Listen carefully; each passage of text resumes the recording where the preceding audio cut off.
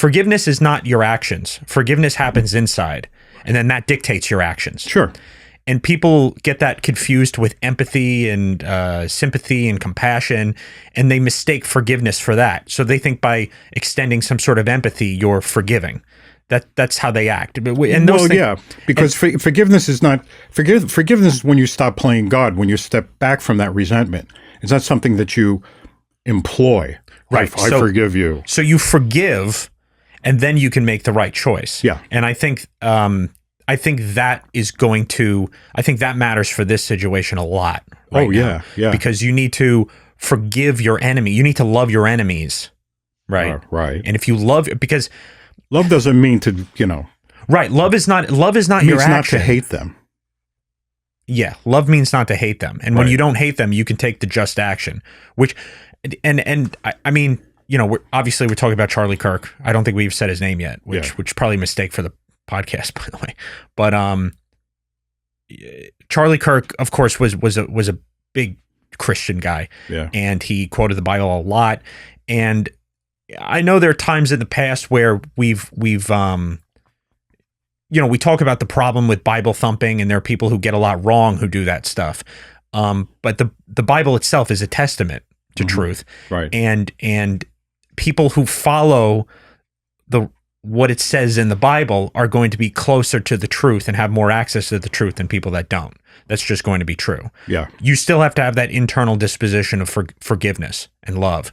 And there are people who quote the Bible all the time who obviously don't, and that's a big problem as well. That's a majority of them. That's a majority of them. Yeah. I watched Charlie a lot, and I will tell you the reason I was able to watch him a lot, the reason I didn't turn him off like I've done it's so many other political influencers and purveyors of news and information and opinions, is that I didn't sense the fear-mongering, the anger-mongering, the sort of riling up of emotions from him that I sense from a lot of other people. He didn't seem like an angry guy. He was not an angry man. No, he wasn't. And that's to his credit.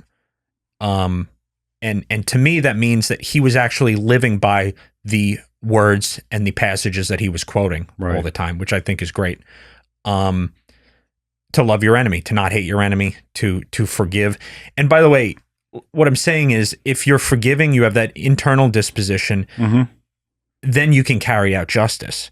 And a lot of people now are they're sort of going nuts over this. People that loved him and knew him even, and they're really upset. They're really angry, and they're saying, we gave you the guy who extended a hand, and now you have to deal with us.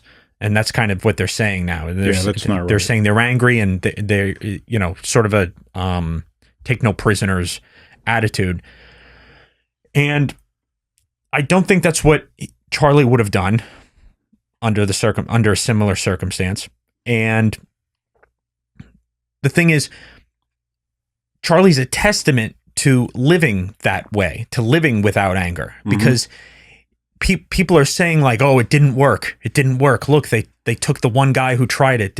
He got more accomplished. If just from like the 30,000 foot view, if you're looking in without getting the nitty gritty, who are the two most effective people trying to do the most for God and country right now? It's Donald Trump, basically, who people like to say he's angry. He doesn't strike me as angry. I don't think he knows that he's not as angry. He said he was angry over Charlie. He said he was. He said he was.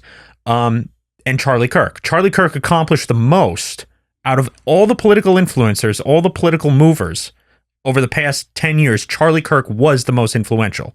The shift in Gen Z from liberal to conservative is basically credited to Turning Point, his organization, and it's probably correct. Yeah. And because he was the one, he had the wisdom to say, we're embracing TikTok. We're going to be all over social media. And they did. The message was, they flooded the zone with it. And that was the right thing to do, when the temptation was to say, no, we're staying off all these platforms because they're, that kind of thing. And thank God they didn't do that. And he was the most influential one, and he was the one with the least amount of anger toward these people. And he got the most accomplished. So he's a testament to how powerful that is. So you have to forgive, and then you can choose the right action next. We're not just. Only Right. God is just. Right. Okay. And when you seek God, then you can employ his justice. It comes through you. Mm-hmm. Do you know what I mean? Yeah, I do. Because if you have, because I mentioned resentment, when justice is hijacked by resentment, it then becomes revenge. That's what happens. Yeah. You know, the scripture, I'll quote scripture, if I may. Yeah. Vengeance is mine.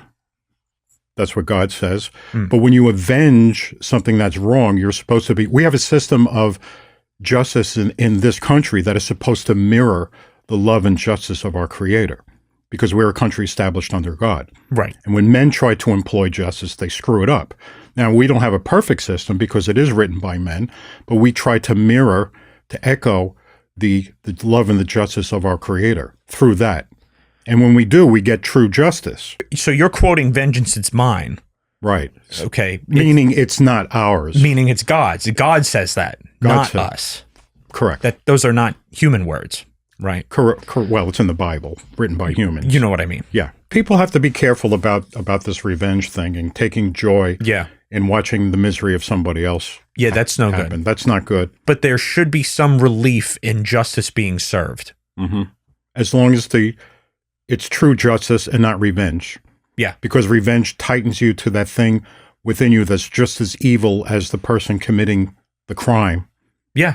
You know what I mean? Yeah, because And the evil from him has spread into you. It spreads into you. It spreads that way. Not only does it spread into you, but then you spread it into your life, into your family, into your environment, into the people, into your relationships, into the community, into the nation. Yeah. That's what happens with and George Floyd. That's what happened with them. I mean, you wind up with a hate cult. That's what Antifa is. Antifa is a hate cult. Yeah. Black Lives Matter is a hate cult. Right. These are people who have been told that an injustice has been performed on them, and they have to get even. Yep. And that's what they're trying to do. And it could be, by the way, it can be just like it was for me with this guy listening to the prison story, right? The prisoner guy, Utah prison expert. This is not real. It's not. It's a fantasy. It can be real or it can be imagined. If I can get you to imagine a great harm performed on you, and then if you're a vengeful person or you want revenge, you can start to extract that hate out of not out of thin air, but out of your ego. You're imagining somebody suffering. Correct. You're imagining it. Very, very dangerous.